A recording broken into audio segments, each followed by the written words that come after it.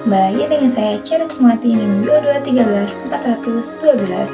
Semoga teman-teman semua dalam keadaan sehat ya. Oh iya, ini teman-teman masih nggak ini learning journal keberapa? Ini learning journal ke-6.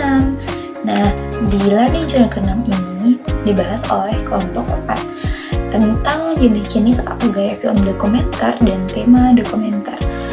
Yang teman-teman ketahui jenis-jenis film dokumenter itu ada berapa? Ya betul sekali, ada 4. Yang pertama ada expository direct cinema. Ini tuh pembuat filmnya sebagai pengamat aja. Nah, kayak misalkan si sutradara mengamati sebuah pembuatan film itu sendiri atau aktivitasnya. Contohnya pada film Chronicle of a Summer. Ini tuh film dokumenter menceritakan tentang di suatu negara gitu pada musim panas, si sutradaranya hanya mengamati apa aja aktivitas pembicaraan orang-orang yang di dalam suatu negara itu.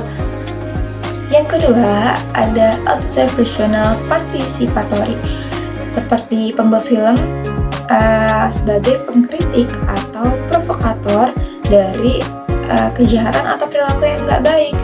Contohnya pada film Titik Cut Flair pada tahun 1997.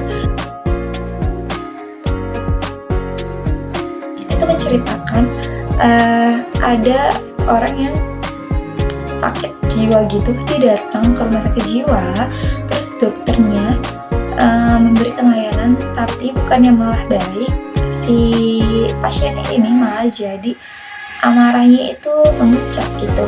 Terus pasiennya pulang gitu aja. Si pembuat film dokumenternya ini sebagai pengkritik atas perilaku yang ditampilkan oleh pasiennya. Terus nanya, kok bisa sampai kayak gitu, sampai gak baik gitu tuh si pasiennya, jadi amarahnya tuh memuncak gitu. Kita teman-teman seperti di Warkop BKR Reborn juga, jadi pembuat filmnya itu ikutkan masuk dalam pembuatan film itu sendiri. Nah, yang ketiga ada puitis. Contohnya filmnya 4046, background yang diperhatikan, terus seperti alur musiknya yang melankolis atau gambar atau penggambarannya itu tersirat. Yang keempat itu ada reflektif, seperti dalam contoh film Man with a Movie Camera pada tahun 1929.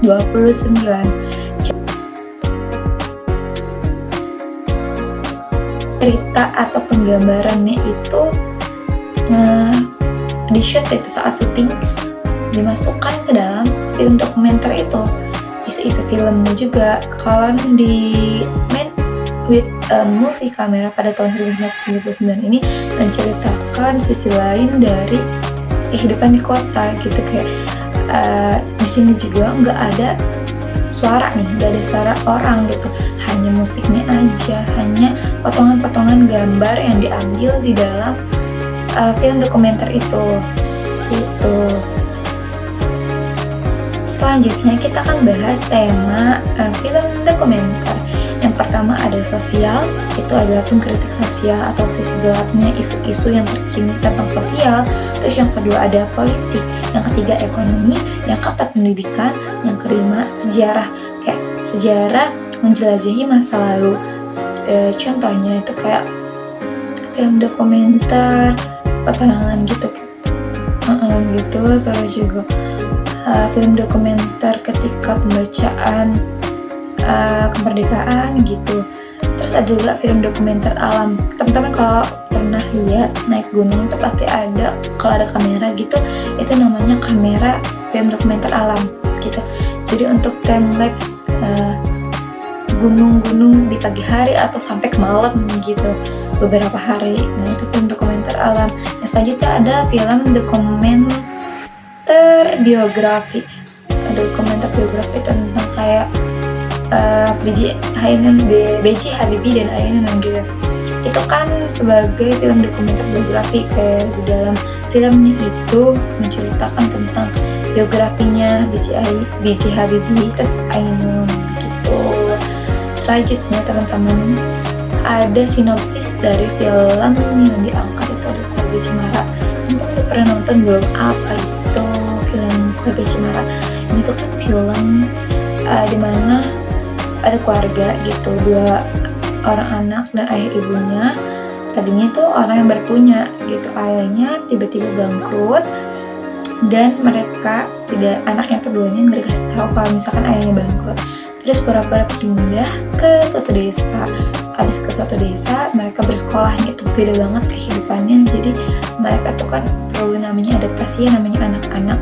Yang pertama anaknya Jara itu yang sebagai Eneng atau siapa gitu namanya, itu udah SMA atau SMP. Terus si anaknya satunya masih SD.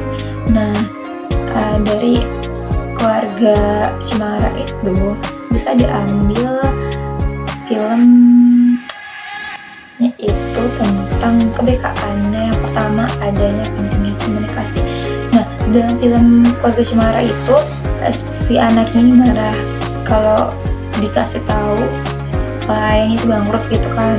Terus yang pertama kan pentingnya komunikasi, berarti anak itu harus dikasih tahu dong kalau misalkan atau materinya itu harusnya diajarin untuk enggak boros gitu, nggak bisa diajarin anak itu bahwa roda kehidupan itu berputar.